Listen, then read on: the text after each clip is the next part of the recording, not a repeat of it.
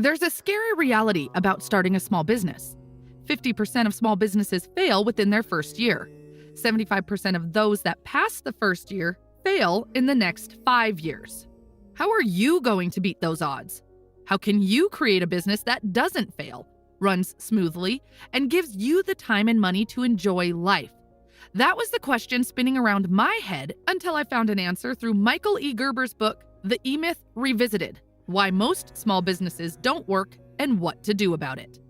If you're thinking about starting a business, or if you have started one but feel stressed and busy all the time, then this video is for you. This is one of those books that I wish I had read before starting my business. Okay, let's get started. Part 1. The Fatal Assumption. This is you. You work in a company for somebody else. You're good at your job. Damn good. You are one of the best employees. But things aren't going well for you. You might not feel appreciated, or you don't feel like you're paid enough. One day, you're at work, and for some reason, you don't like your boss's behavior. Maybe he said something or did something. The reason doesn't matter much, you just didn't like it. Suddenly, a voice in your head said, "Why am I working for this idiot guy? I know the job better than he does. This business would collapse if I weren't working here. Why don't I start my own business and be my own boss?" From that day on, you just couldn't stop thinking about creating your own business. The entrepreneur in you woke up and wasn't going back to sleep. The excitement of being your own boss and becoming independent was irresistible. You had to do it. So you start your business. But here's the thing you didn't realize yet. You were about to go from hating the idiot boss to becoming the idiot boss yourself. Including myself, most people start a business this way. Before starting, they were doing some technical work for a company, and one day they decided to start their own business. But this is a recipe for failure, because the person who starts a business this way makes a fatal assumption, and it's this: the technical work of a business and a business that does the technical work are two totally different things. Just because you understand the technical work of a business doesn't mean that you understand a business that does that technical work. Just because you are a skilled video editor doesn't mean you know how to create and run a video editing business. Unfortunately, most people fail to see this. This happens to millions of technicians daily. A barber opens a barber shop, a hairdresser opens a beauty salon, and a musician opens a music store. The tragedy is that when the technician falls prey to this fatal assumption, the business that was supposed to free him enslaves him. He used to do one job when he was working for somebody else, but now, besides that job, he has to do 10 other jobs that he has no idea how to do. One day you wake up and realize that you don't have a business. You have a job. And it is the worst kind of job. You were running away from your boss, but now your business is your boss. And it is the worst kind of boss. Soon, the job you used to love becomes the job you hate. The journey that started with excitement turns into terror, exhaustion, and failure. In the next part, you will understand why this happens and how to avoid it. Part 2, the entrepreneur, manager, and the technician. Everyone who goes into business is really 3 people in one: an entrepreneur, a manager, and a technician. The easiest way to understand this is if you've ever been on a diet. Everyone who has tried dieting knows there's a fat guy and a skinny guy inside them. Skinny guy knows what you have to do to get skinny: diet and exercise. All you have to do is chisel skinny guy out of you like a marble statue. But fat guy doesn't want to go on a run. Fat guy likes junk food. You can work out later, maybe tomorrow, or never. Anyone who has ever experienced the conflict between the fat guy and the skinny guy knows what I mean. You aren't just skinny guy or fat guy, you're both. When you're skinny guy, you're always making promises for the fat guy to keep. And when you're the fat guy, you're always making promises for skinny guy to keep. If you've ever felt like fat guy and skinny guy, you know that you can't be both. Someone has to lose, and they both know it. Well, that's the kind of war going on inside the owner of every small business. But it's even worse because it's a 3-way battle between the entrepreneur, the manager, and the technician. Unfortunately, it's a battle no one can win. Understanding the differences between them will quickly explain why. First is the entrepreneur. The entrepreneur is the visionary, the dreamer. This is who is inside you daydreaming, looking at the clock, imagining a better life. They live in the future, never in the past, and hardly ever in the present. They are your innovators and always best at working with the unknown, engineering chaos into harmony. They have a strong need for control because they need the control of people and events in the present to make their vision or dreams come true. This causes a big problem.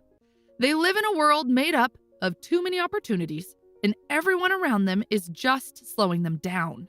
This means they usually do whatever it takes to make their projects move forward, even if they have to bully, harass, or scream at their employees. To entrepreneurs, most people are problems that get in the way of their dreams. Next is the manager. The entrepreneur has the future vision for the business, but the manager within you keeps the business running smoothly in the present. They are practical. The manager wants to keep things organized and in order. It's their job to clean up the mess of the entrepreneur. If you're like me, you have a junk drawer in your house. It might be in your kitchen, in a desk, or office, but there's a drawer that's just full of random items. You don't know how it got there, but one day you woke up and it was full of junk.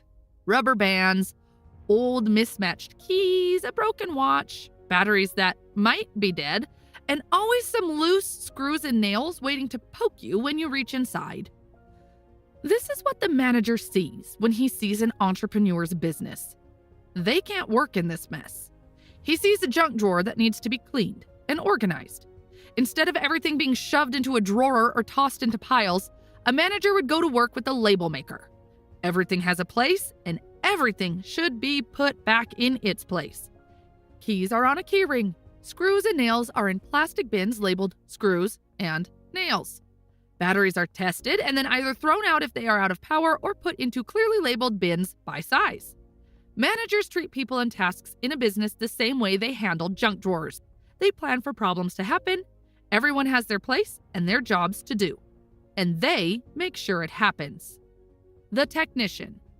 If you're watching this video and you want to quit your job, you are a technician.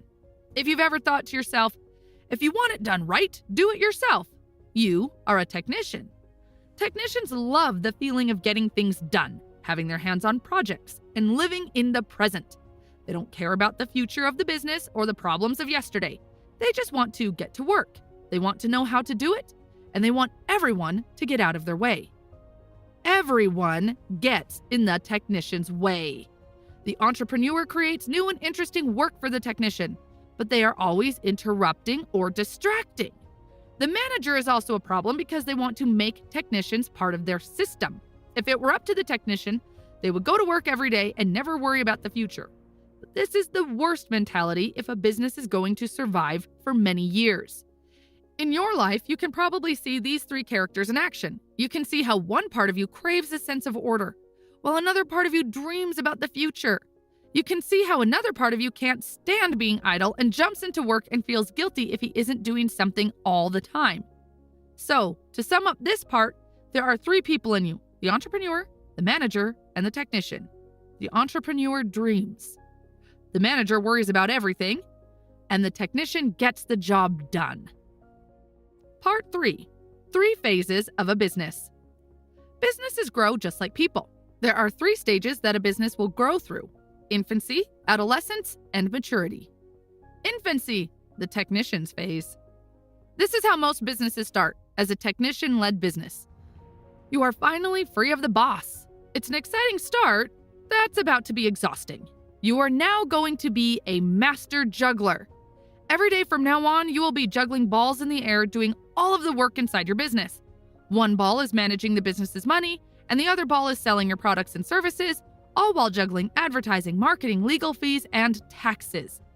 In the infancy stage, all you do is work, and more work. Hours are long. You might work 12 to 14-hour days. You work every day, 7 days a week.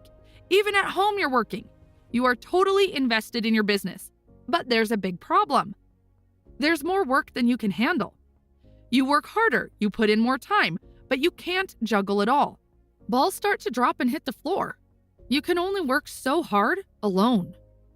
Infancy ends when the owner realizes that the business cannot continue to run the way it has been. In order for it to survive, it will have to change. When that happens, when the reality sinks in, most business failures occur. The technician locks the doors and walks away. The rest go on to adolescence. Adolescence, the manager's phase. This is the moment when you decide to finally get help with your business. Every business that lasts must grow into the adolescent phase. Every business owner who survives needs help. What kind of help does an overloaded technician get? Technical help. Someone who can do the work that isn't getting done, which is usually the work you don't like to do. If you like sales, you bring in someone to build the product. If you like production, you bring in a salesperson. If you don't know who to bring in, it's usually an accountant. Because most small business owners hate accounting. So you hire your first employee, Harry. Harry knows accounting. He's an experienced hard worker. Harry has been crunching numbers longer than you've been alive. He's worked in businesses just like yours all his life. And now Harry is going to find out the deepest secret you've been hiding. He will soon discover that you don't know what you are doing. Day one on the job, and Harry goes to work on your books. He's looking over the mountain of spreadsheets, printouts, and paperwork you've given him. And in a moment, it hits you. You don't have to do that job anymore. You can now be a manager and not just a technician. A few weeks later, you realize Harry can do more than just accounting. He can answer the phone, he can work with customers, he can tidy up the storefront. He can do a little bit of everything. Life gets easier with Harry. You start taking longer lunch breaks and relax a bit. But there's a problem. You let Harry take over tasks inside your business instead of telling Harry what to do. This is a dangerous game because if you aren't telling Harry what to do, he does things his way. This means your business is slowly changing from the way you did things to a new and unrecognizable business. Harry needs more help, so he hires new employees. Because you are so busy working and growing the business, they answer to Harry instead of you. You keep this up because it frees you up to do what you love until problems start happening. Mistakes start piling up. Unhappy customers start complaining that things aren't the way it used to be. Deadlines get missed. This poor management begins to take its toll. You begin to realize that no one cares about your business the way you do. You begin to realize that you never should have trusted Harry. You never should have trusted anyone. You should have known better. As the balls continue to fall at an overwhelming rate, you realize no one is willing to work as hard as you work. No one has your judgment or your ability or your desire or your interest. If it's going to get done right, you're the one who will have to do it. Walk into any adolescent business and you'll find a busy owner. They are trying to do everything, even though they are paying workers to do it. The more the owner does, the less the workers do, because you don't know how to do it any other way. Every adolescent business reaches a point where it pushes beyond its owner's comfort zone. You lose control over your business and can't even manage your Harry. When Harry came, you just threw things at him and ran away. But Harry has needs too. He needs more direction. He needs to know why he's doing what he's doing. He needs to know where the business is going and what's the overall strategy. If you can't manage Harry, how are you going to grow? Instead of growing the business, you'll say, forget this. We'll go back to the old way when it was just you and you alone. We won't worry about all these employees and expenses. So you shrink down the business where you feel comfortable, but you don't realize that you have already been there. You have already been small and you couldn't do it. So you shrink down the business where you feel comfortable. Things go fine for a while, but one day you wake up and realize, I don't want to do this anymore. You're lying in bed and don't have the energy to get up. Then you turn to your partner and say, I'm not feeling well. I think I'm sick. I don't want to go to work. And your partner says the quiet truth out loud. But if you don't go and work, no one else will. Right at this moment, you realize you don't own a business. You own a job. And it's the worst job in the world. Because if you take a sick day, you don't get paid. If you don't show up today, there's no one who will do the work for you. And you can't sell this business to anyone because you'd just be selling them a job you hate. When the dream is gone, the only thing left is work. You might ask, what will happen if I don't go small and keep growing? Well, you'll eventually self-destruct. Let's say against all odds you survive because you're stubborn and determined to stay in business. You do whatever it takes to keep the lights on, and you have to be working all the time. You're consumed by the business. Day after day is the same. You never change. The business doesn't fail. Your body and mind do. You get sick, you get hurt, but you keep going. You're like a fan that's been left on 24 hours a day, and with one final wheeze, the fan blades stop spinning. This is how most small business owners feel today. But it doesn't have to be this way. There's a better solution. Up until this point, we have described the problems that cause most small businesses to fail. In the rest of the video, we'll talk about the solutions.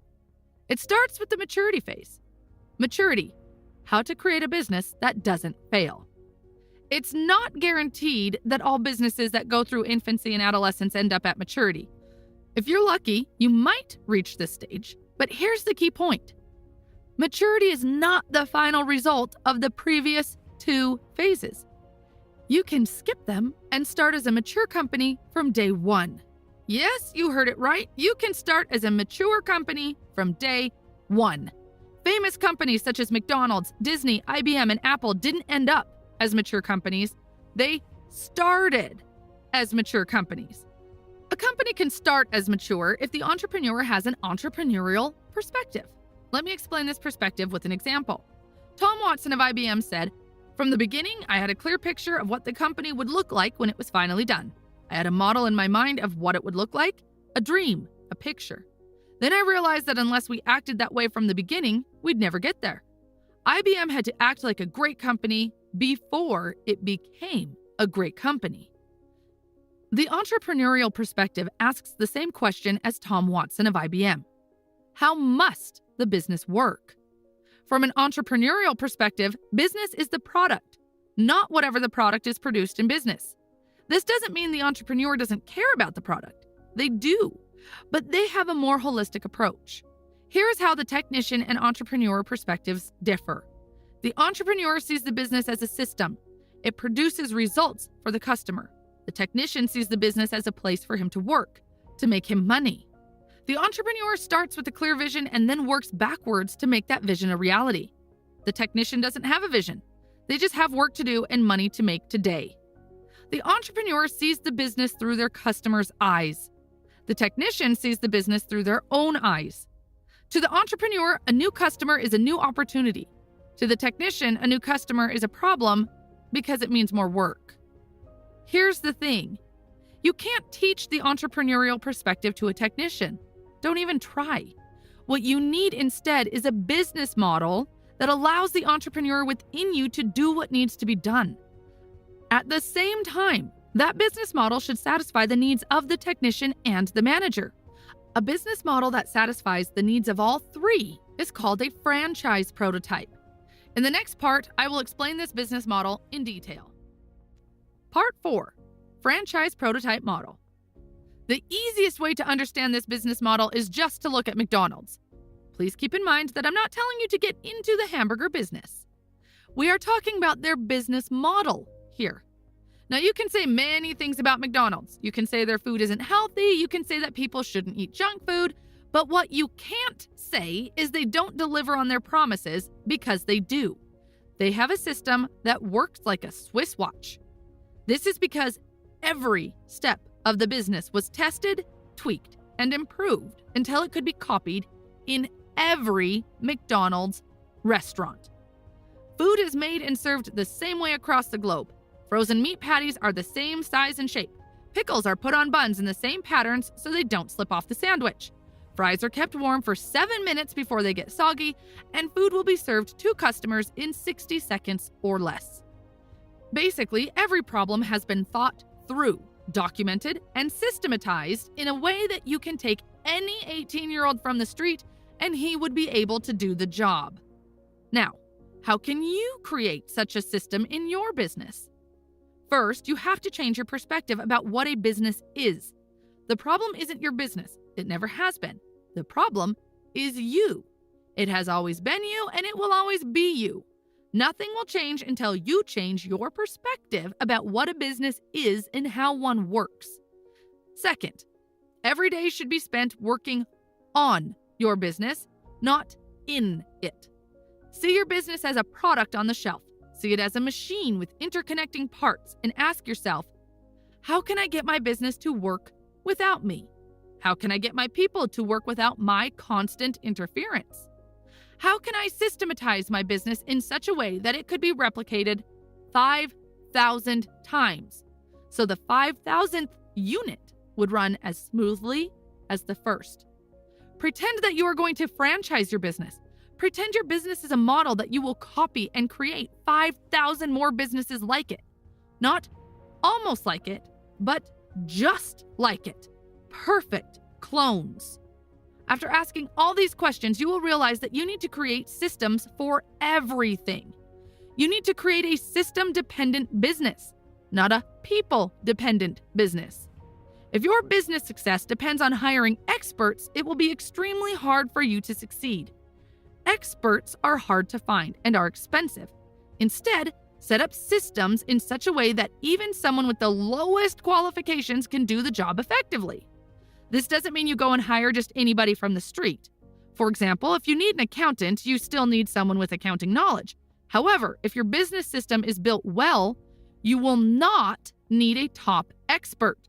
A less experienced accountant can also do the job well.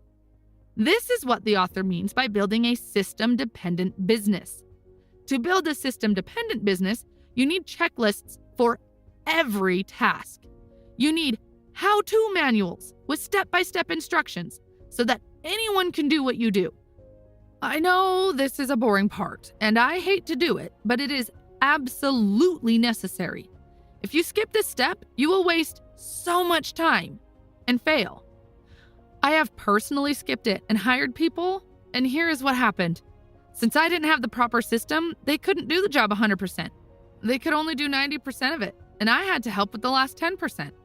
Now imagine you have hired 10 people and have to help each of them with the last 10%. This will probably consume all your time.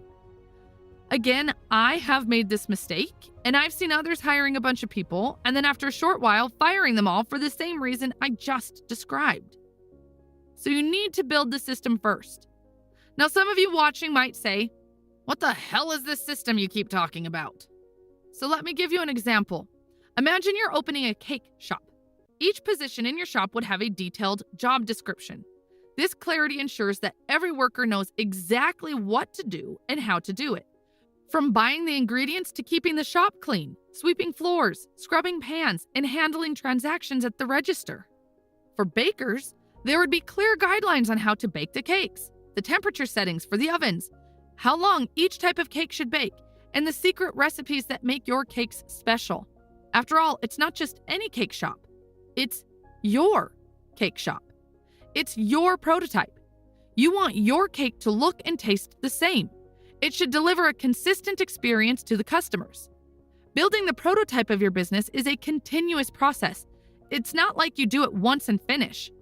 The author calls this a business development process, which we will cover in the next part. Part 5. Business development process. This process consists of 3 steps: innovation, quantification, and orchestration. Innovation is asking the question, what systems can we improve in our business to help our customers? Please keep in mind it's not the product that requires innovation, but the way your business operates and sells its products. And here's the thing, you don't need to implement big innovations. For example, what color suit should your employees wear to make the most sales? Is it a brown, blue, or black suit? For 2 weeks, test it. You might find that even your best salesperson makes less money when they wear a brown suit. And your worst salesperson's sales almost doubled when they wore a blue suit. Here's another test to try. Instead of greeting customers the old way by asking, "May I help you?" say, "Hi, have you been here before?" This simple change switches the conversation from a yes or no question to an invitation to talk. If they say they've been to your store before, great. We're so glad to have you back. Here's a special offer we're running for our repeat customers. If they haven't been to your store before, welcome. We have a special discount for new customers. It's small tweaks like these that can have dramatic changes for your business. But how can you find out if the innovations and the tests you did are working? This is where the quantification comes in, which is the second step in the process. This means you're going to find the data of your business. Instead of vague feelings, you'll know for a fact how the business is performing after making a change. Think back to the different colored suits. You can track and see how much money was made by each color. If sales increased by 16% for salespeople wearing blue suits, this becomes the new uniform. The trick is to track data for a short time to get a baseline, so you know what's normal in your business. Then you make a change. If the data shows the business improves, you keep the change. Otherwise, keep things the way they were or try another test. After you're finished with your tests, you decide what to keep. This final step is called orchestration. You take all of the learned lessons from innovation plus proof from quantification and create a new system for your business. If you found out that black suits and this new greeting doubled your sales, then your standard uniform becomes a black suit and you teach all of your employees to greet customers asking if they've been here before. You didn't guess. You tested it. You proved it. You repeat this process for every step of the business to create a system that can work for anyone.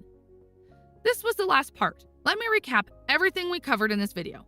We started with the fatal assumption. Just because you understand the technical work of a business doesn't mean that you understand a business that does that technical work. Every entrepreneur is three people in one: the entrepreneur, manager, and the technician. Each wants different things, and they pull you in different directions. The entrepreneur is the visionary and innovator. The manager wants smooth operation and order, and the technician wants to focus on immediate tasks and nothing else. Business phases. Infancy. The owner handles all tasks, leading to exhaustion and failure. Adolescence. Delegation begins, but poor management leads to chaos, and the owner is forced to shrink down the business. Maturity. Maturity isn't the end result of the previous two phases. You can start a mature business from day one if you have an entrepreneurial perspective. Franchise prototype model. This model focuses on creating a business that can operate without you, like a franchise. To build such a model, you need to build a systems-dependent business, not a people-dependent business. You need to see the business as a product and work on your business, not in it. Finally, we talked about the business development process, which consists of three parts. Innovation, continuously seeking ways to improve how the business serves its customers. Quantification, measuring the effects of changes to understand what improves business performance. Orchestration, implementing successful innovations as standard operations. Thanks for watching. I hope it was a useful video.